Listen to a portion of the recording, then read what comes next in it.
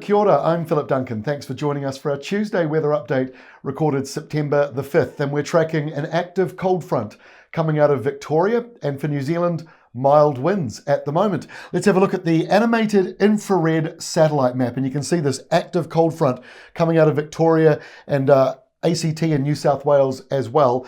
Plenty of thunderstorms, mostly out at sea though now, and behind it, westerly winds. But over on the New Zealand side, low pressure just here, that's driving in some downpours, which we had across yesterday, and the windy weather that we had falling apart because the low itself right here is also falling apart. But you can see a few downpours today around New Zealand. And up in the tropics for Fiji, finally, the skies are dry. There's been plenty of rain lately up into the north of New Zealand.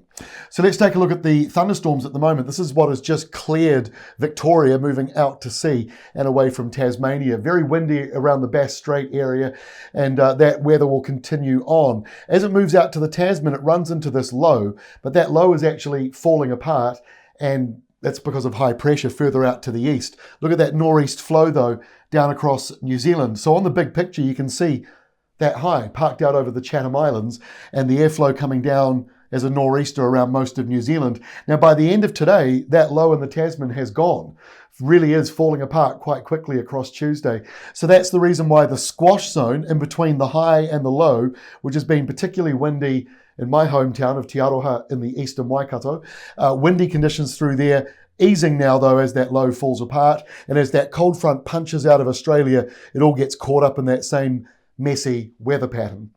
So let's have a look at the rain that is on the way for New Zealand. The heaviest rain is in this zone here. This is around 125 millimetres or more for that part of New Zealand. But elsewhere, we're just seeing a few showers, the green and the blue, only a couple of spits. So for eastern New Zealand, it's drying out very quickly now.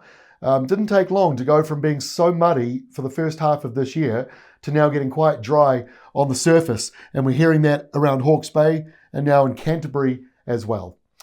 Let's have a look at the forecast now. Let's get into this. So here we are on Wednesday. We've got that new system coming out of Australia. There is that active cold front we just saw.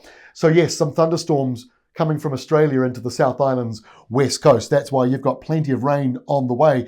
And see the unsettled weather pattern, westerly winds along the southern coastline of Australia. So still a very unsettled pattern for that southern coastline of Aussie. And in the New Zealand zone, high pressure out to the east means that you've got this northerly airflow coming down, or at least westerlies. Northerlies and westerlies are both fairly mild. Let's go through to Thursday. Westerly winds blow through New Zealand. We've got showers all along the western side of the country, mostly dry and sunny in the east, where daytime highs are going to get into the low 20s.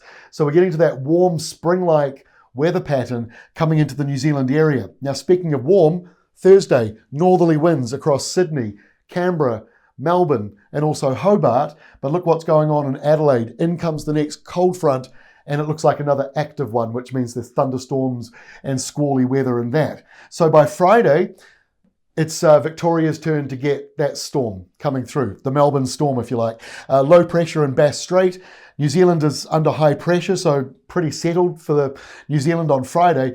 But this blast comes through with gale force winds. It'll be colder in Adelaide, Melbourne, and Hobart, and then later on colder for Canberra and coming into Sydney and Newcastle later on as that southerly comes in. A dusting of snow through the mountains and ranges of Tasmania and Victoria in particular, and then big high pressure behind it all. So that's where all the energy is. New Zealand and Western Australia both fairly settled.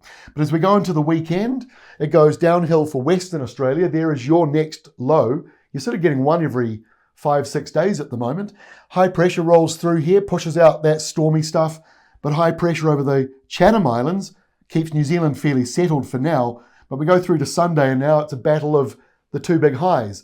One big high out here over Adelaide, the other big high out here over the Chatham Islands, and in between the two, low pressure. And so the closer those highs get, the more this gets squeezed apart. But certainly there's a little bit of energy in between those two highs as we go towards the end of the weekend. So it'll be mild for New Zealand with those northerly winds. So quite a bit going on around New Zealand and Australia. But if you take a look at your 10-day forecast in New Zealand, for many regions, it doesn't look like there's a lot going on, unless of course you live on the west coast where there is no shortage of rain and thunderstorms on the way. That's all from me. We'll be back again tomorrow, Wednesday, with our next update. We'll see you then.